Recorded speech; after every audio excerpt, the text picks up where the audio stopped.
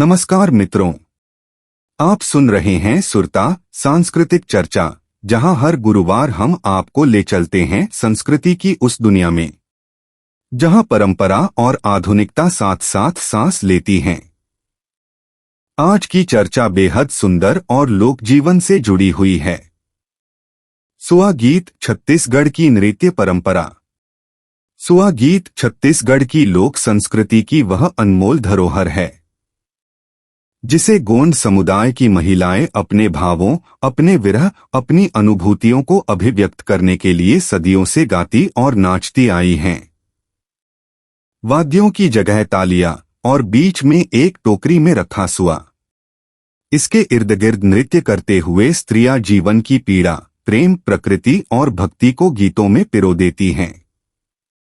परंपरा की खूबसूरती यही है कि समय के साथ उसका विश्व विस्तार भी बढ़ता है। आज सुआ गीत में विरह के साथ साथ पौराणिक कथाएं, प्रकृति चित्रण और भक्तिभाव भी सुनाई देते हैं। जैसे कवयित्री वसंती वर्मा की रचना में सीता माता के अलौकिक स्नान का वर्णन मिलता है। तो आइए डूबते हैं सुआ गीत की उस दुनिया में जहां लोकधुनें सिर्फ गीत नहीं, एक जीवंत सांस्कृतिक अनुभूति है।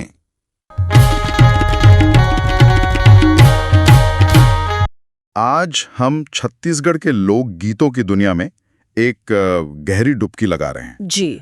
हमारे हाथ में डॉक्टर विनोद कुमार वर्मा का एक लेख है जो सुरता साहित्य की धरोहर में छपा है। डॉक्टर वर्मा एक जाने माने व्याकरणविद, कहानीकार और समीक्षक हैं। हाँ, और उन्हें छत्तीसगढ़ शासन ने लाला जगदलपुरी साहित्य पुरस्कार 2025 से सम्मानित भी किया है। बिल्कुल। तो आज हमारा काम है इस लेख के जरिए सुआ गीत के दिल तक पहुंचना। ये क्या है, इसे कैसे पेश किया जाता है और सबसे जरूरी, वक्त के साथ इसमें क्या क्या बदलाव आए हैं। सही बात है। तो चलिए शुरू करते हैं। सबसे पहला और सीधा सवाल, ये सुआ गीत आकर है क्या? सुआ जैसा कि नाम से ही जाहिर है, छत्तीसगढ़ी में इसका मतलब होता है तोता। तोता? हाँ, तोता। ये गीत और इससे जुड़ा जो नृत्य है वो छत्तीसगढ़ के गोंड समुदाय की एक बहुत पुरानी और गहरी परंपरा है। अच्छा। और अगर इसके असली भाव को पकड़े तो ये वियोग का गीत है। वियोग यानी बिछोह का दर्द तोते पर पड़ी होगी। ठीक वहीं पर उन्होंने तोते को अपना संदेशवाहक, अपना डाकिया बना लिया। ये एक विश्वास था कि तोता एक ऐसा पक्षी है जो सुनी हुई बात को दोहरा सकता है, उसे याद रख सकता है। सही। तो महिलाएं अपने दिल का दर्द, अपनी तकलीफें, अपनी यादें, सब कुछ उस तोते को सुनाती थीं, इस उम्मीद में कि वो उड़कर जाएगा और उनकी बात उनके अपने तक पहुंचा देगा। ये तो कमाल की कल्पना है, एक पक्षी को अपना हमराज बना लेना, है ना?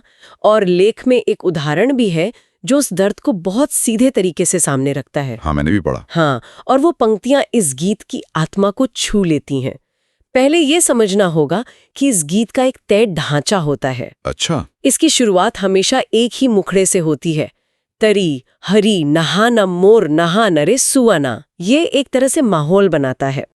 इसके बाद महिलाएं दो पंक्तियों में, जिसे अंतरा कहते हैं, अपनी बात कहती हैं। लेख में जो उदाहरण दिया गया है वो बहुत बहुत ताकतवर है। हाँ, वो पंक्तियां हैं। तेरिया जन्म झनी दे, तेरिया जन्म मोर गौ के बरोबर रे सुआना। तेरिया जन्म झनी दे, इसका मतलब क्या हुआ? इसका मतलब समझिए, वो सुआ को सुनाते हुए भगवान से प्रार्थना करी है कि हे भगवान, अगले जन्म में औरत का जीवन मत देना। अच्छा। वे अपने जीवन की तुलना एक गाय से कर रही हैं कि जैसे गाय अपना सब कुछ, अपना दूध, अपनी पूरी जिंदगी दूसरों को दे देती है और बदले में उसे कुछ नहीं मिलता। बिल्कुल वैसा ही हाल एक स्त्री का है। ये पंक्तियां सिर्फ गीत नहीं है, ये उस दौर की सामाजिक सच्चाई और महिलाओं के मन की गहरी पीड़ा का एक दस्तावेज है। और हर अंतरे के बाद वो मुखड़ा तरी हरी नहाना वो बार बार दोहराया जाता है। हाँ, मतलब दर्द की एक लहर उठती है, फिर वो मुखड़े में मिलती है, फिर एक और लहर। आपने बिल्कुल सही पकड़ा, ये एक चक्र की तरह है जो उस भावना को और गहरा करता जाता है। यहीं पर आकर मुझे एक बात बहुत हैरान कर गई। क्या? लेख में साफ लिखा है कि इस पूरे प्रदर्शन में एक भी वाद्य यंत्र, मतलब कोई भी म्यूजिकल इंस्ट्रूमेंट इस्तेमाल नहीं होता। हाँ, ये कैसे मुमकिन है? संगीत कहाँ से आता है फिर? और यही इस कला की सबसे बड़ी खूबी और सादगी है। अच्छा। यहाँ कोई ढोलक, कोई हारमोनियम, कोई मंजीरा नहीं है। यहाँ संगीत पैदा होता है इंसानी शरीर से। मतलब तालियों से? सिर्फ तालियों से। तालियां ही आपका ऑर्केस्ट्रा है। सोचकर देखिए, गांव की महिलाएं धान से भरी एक टोकरी को बीच में रखती हैं और उसके चारों ओर एक घेरा बना लेती हैं। और उस टोकरी के बीच में वो तोता होता है जिसे संदेश देना है, वो किसी रूप में वहां मौजूद होता है? हाँ, बिल्कुल। उस टोकरी में मिट्टी या लकड़ी का बना एक तोता रखा जाता है।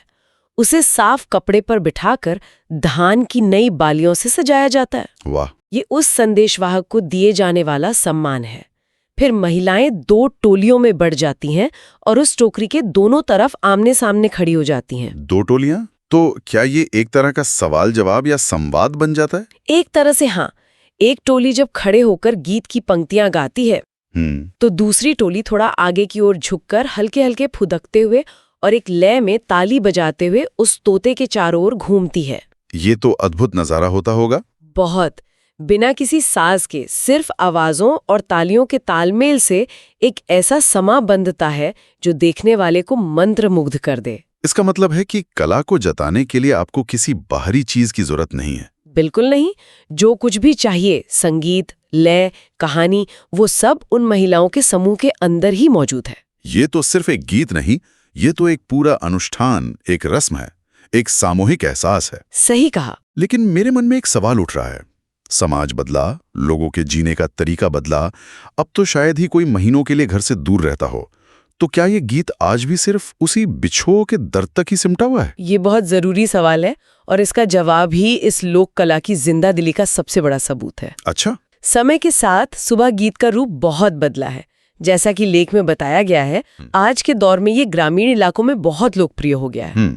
और अब ये सिर्फ गोंड समुदाय तक ही सीमित नहीं है और ना ही सिर्फ वियोग की कहानी तक। आज अलग अलग समुदायों की लड़कियां, युवा महिलाएं सब इसमें बढ़ चढ़ कर हिस्सा लेती हैं। मतलब इसका दायरा बहुत बड़ा हो गया है। बहुत बड़ा। ये अब सिर्फ वियोग गीत नहीं रहा, अब इसके कई रूप हो गए हैं। जैसे वंदना गीत हैं जिनमें देवी देवताओं की पूजा होती है, संदेश गीत हैं, प्रणय गीत हैं जिनमें प्यार मोहब्बत की बातें होती हैं। अच्छा। और तो और पौराणिक कथाओं से जुड़े गीत, प्रकृति से प्रेम के गीत और यहाँ तक कि सुराज यानी अच्छे शासन से जुड़े सामाजिक संदेश वाले गीत भी लिखे और गाए जा रहे हैं। सुशासन पर गीत, ये तो परंपरा का एक बिल्कुल नया और आधुनिक रूप है ना? लेकिन मुझे पौराणिक कथाओं वाला हिस्सा बहुत दिलचस्प लगा। लेख में कवित्री वसंती वर्मा के एक सुआ गीत का जिक्र है जो सीता माता के जीवन के एक प्रसंग पर आधारित है। हाँ, और ये उदाहरण दिखाता है कि कैसे लोक कला हमारी जानी पहचानी पौराणिक कहानियों को एक नया, बहुत ही नरम और खूबसूरत नजरिया दे सकती है। ये पूरा गीत सवाल जवाब के अंदाज में है। इसमें उस सीन का जिक्र है जब भगवान राम के वनवास के दौरान सीता माता पंचवटी के एक तालाब में नहा रही हैं। गीत की शुरुआत तो उसी पारंपरिक मुखड़े से होती है। हाँ, तरी हरी नहाना मोर, नहाना रे सुआना। फिर सवाल आता है, कैसे दिखाई सीता माता, मोर सुआरे सीता माता करे विष्णांद। मतलब ए मेरे तोते, बताओ तो नहाते हुए सीता माता कैसी दिख रही हैं? और जो जवाब आता है वो कमाल का है। गीत कहता है, उत्ती के सूरज जैसन बरत हावे माता, मोर सुआरे जैमा देखी न जाए शरीर। इसका क्या मतलब हुआ? इसका मतलब है कि उनका शरीर उगते हुए सूरज की तरह चमक रहा है। उसमें इतना तेज है कि कोई भी देवता, असुर या इंसान, कोई भी उन्हें अपनी आंखों से सीधे देख ही नहीं सकता। अच्छा। जो भी देखता है उसे बस उगता हुआ सूरज ही दिखाई देता है, माता का शरीर नहीं। वाह, ईश्वर के दिव्य रूप को दिखाने का इससे खूबसूरत तरीका और क्या हो सकता है? बिल्कुल। पर कहानी यहीं खत्म नहीं होती। आगे एक और सवाल है जो प्रकृति से जुड़ा है। सही कहा। गीत आगे पूछता है, तरिया के पानी मोर हाले डोले सुआरे, जैमा कौन फूल फुली फुली जाए। मतलब तालाब का पानी हिल रहा है और उसमें कौन से फूल हैं जो खिलते जा रहे हैं? हाँ, और जवाब आता है कि तालाब में खोखमा के फूल खिले हुए हैं। खोखमा का फूल? ये कोई स्थानीय फूल होगा? हाँ, ये छत्तीसगढ़ के तालाबों में मिलने वाला एक खूबसूरत पानी का फूल है। लेकिन असली जादू अगले सवाल में है। क्या? गीत में पूछा जाता है कि ये फूल आखिर किसे देखकर मुस्कुरा रहे हैं। खोखमा के फूले तरिया मकाए देखे, मोर सुआरे जे मकौनोला देख मुस्काए। और इसका जो जवाब है वो तो सच में सच में कमाल का है। बिल्कुल। जवाब आता है कि पानी के हिलने से और सीता माता के शरीर के ताप से, उसकी गर्मी से वो फूल खिल उठते हैं। अच्छा। और वो सीता माता को नहाते हुए देखकर मुस्कुराने लगते हैं। ये प्रकृति और परमात्मा के बीच एक खामोश बातचीत जैसा है ना? और फिर आखिरी सवाल जवाब इस बातचीत को पूरा करता है। जब फूल मुस्कुराते हैं तो सीता माता क्या करती हैं? गीत कहता है, खोखमा फूले हासत देखे सीता माता, मोर सुवारे सीता माता काबर मुस्काए। यानी खिले हुए फूलों को हंसता देखकर सीता माता क्यों मुस्कुराती हैं? और जवाब? और जवाब है कि जब पूरा तालाब खिले हुए खोखमा के फूलों की सुंदरता से भर जाता है तो उसे देखकर सीता माता भी मुस्कुरा देती है। वाह। एक तरफ प्रकृति ईश्वर को देखकर खिल उठती है और दूसरी तरफ ईश्वर प्रकृति की खूबसूरती को देखकर मुस्कुरा देता है। ये तो सिर्फ एक गीत नहीं, ये पूरी एक तस्वीर है। एक लोक गीत में इतनी गहरी सोच और इतनी सुंदर कल्पना, ये बताता है कि ये परंपराएं अंदर से कितनी अमीर हैं। और ये भी दिखाता है कि कैसे एक वियोग गीत का ढांचा, जो मूल रूप से दुख जताने के लिए बना था, वो इतनी अलग और पवित्र कहानी सुनाने के लिए भी इस्तेमाल हो सकता है। सही बात है। ये इस कला के लचीलेपन और जिंदा होने का सबसे बड़ा सबूत है। तो इस पूरी चर्चा से जो बात मेरे लिए सबसे ज्यादा कह सकते हैं हैरान करने वाली थी, वो ये है कि कैसे एक कला जो इतने गहरे निजी दुख से पैदा हुई, वो समय के साथ इतनी लचीली हो गई कि उसमें भक्ति, समाज और उत्सव के रंग भी समा गए। और मेरे लिए सबसे खास बात ये रही कि कैसे एक वियोग गीत का ढांचा अपनी पहचान खोए बिना सीता और खोखमा के फूलों जैसी खूबसूरत कहानी को अपने अंदर जगा दे सकता है। सही। ये दिखाता है कि लोक कला का दिल कितना बड़ा होता है।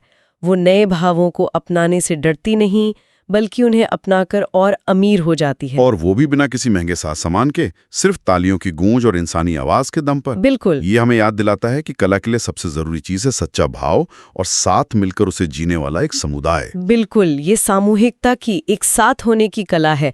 जब किसी एक का दर्द सब मिलकर गाते हैं तो वो सबका बन जाता है और उसका बोझ भी हल्का हो जाता है। सीता माता और खोखमा के फूलों का वो सीन तो दिमाग में बस गया है। ये दिखाता है कि लोक परंपराएं सिर्फ दुख या दर्द की कहानी नहीं कहती, नहीं, बल्कि वो सुंदरता और दिव्यता का जश्न भी मना सकती हैं। ये योग मन की उस ताकत को दिखाता है जो बहुत साधारण चीजों में भी असाधारण खूबसूरती देख सकता है।